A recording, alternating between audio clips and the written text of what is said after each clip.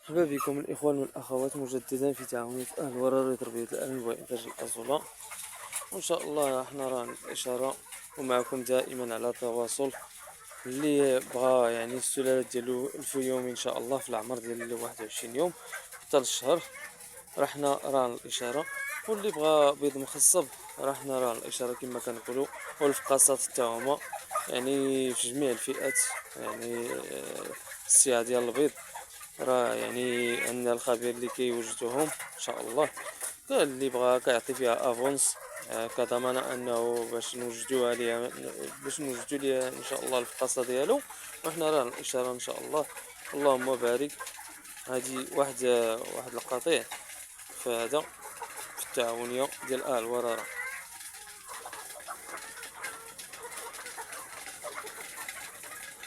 ومرحبا بكم الاخوان والاخوات. فيما يخص التساؤلات ديالكم سواء في الدجاج، السلالات ديال الدجاج، الادويه والبيض المخصب، ولا اي حاجه في الاختصاصات ديال التعاونيه، حنا راه الاشاره الفقاصات.